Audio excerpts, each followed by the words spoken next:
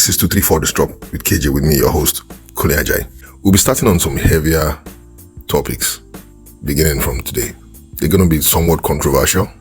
They're going to be somewhat testing what we believe. It's going to cause a lot of shifts in our thinking and in our mindsets. But the truth is that it needs to be said. We're going to be starting with the men, and we're going to be on this for a very long time. Charity, they say, begins at home, so we're going to start from the men first. And the question this morning is, as married men, what kind of conversations are we really having?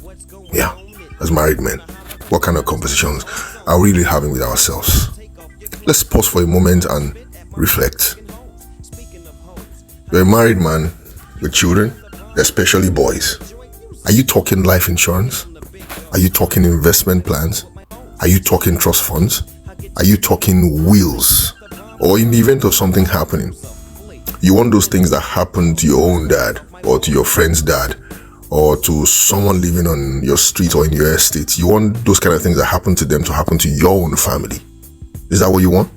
Sometimes I wonder the kind of things that go on in the lives and minds of those one of us that call ourselves educated. Yeah, maybe when our great-grandparents died, they didn't have any will in force, and so they died intestate. And everybody came hustling for the things that they had. Or maybe you've even had an experience of a man dying before, and the man's brothers, siblings, and all came to the woman's house.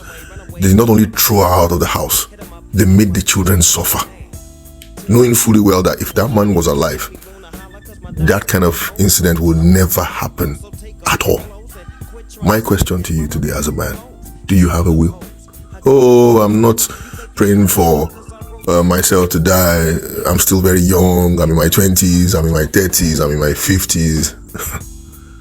I'm sure none of you would dare ride a car that does not have a spare tire in it. The car already has 4 tires. What's the need of a spare? Yeah, that's one shot I'm throwing at us today. And mind you, most of these things that we're going to be talking about too, I'm also talking about myself, or I'm talking to myself too. What kind of discussions are we really having? Or we just want to talk about the next meet, the next eatery in town, the latest car you're driving, or your latest chill spot? Or for some people, it's designer shoes and bags, or what's trending. What if you die today? Would your wife and kids be really okay? Yeah, would your wife and kids be really okay? Would they be okay financially? Would they be okay emotionally? Would they be okay structurally? Would you leave behind order or a life of chaos for these people? What if you lost that job you're presently on right now? Or the business that you so much revered? What if it collapsed? Would your family survive without your monthly income? Would your children still go to the same school they are going presently? Would your home still stand? We cannot keep living recklessly, chasing trails and ignoring the reality of our responsibilities. Marriage and fatherhood are not trophies. Yes, they are not trophies. They are assignments. They are assignments that were given to us by God. My next question to us today is, you say you love your family then? Okay. I have this piece of advice for us as men. You need to start planning for the future of that family you say you love. Love is not just something you spill out from your mouth. No, you show it. Bible says that for God so loved the world, He gave, He showed. Apart from planning for the future, you need to build emergency funds and investment portfolios. One of the first things I taught my own son, which I learned earlier in life, was the moment you start earning an income, or no matter whatever it is that you earn, you need to split that income into 3. One third of it goes to savings, 1/3 of it for yourself for keeps, and 1/3 of the last 1/3 is for investments. What are you teaching your children? Do you even have emergency funds for yourself? Have open and mature conversations with your brothers, with your friends.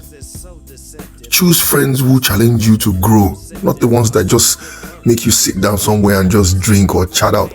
The one that infuriates me the most is, sorry to use this word, men that call themselves men of God I'm not against anybody being a man of God, but being a man of God is not a responsibility for you to usurp that main responsibility you have in your family. To your children and wife first. That's your first assignment. Stop trying to impress people who wouldn't even show up for your own funeral. Brothers, your family deserves a legacy and not a mess. Let's raise the standard. Let's grow up and let's talk about the things that really matter. I'll put a pause here for today while I'll be waiting for your comments. Have a great day.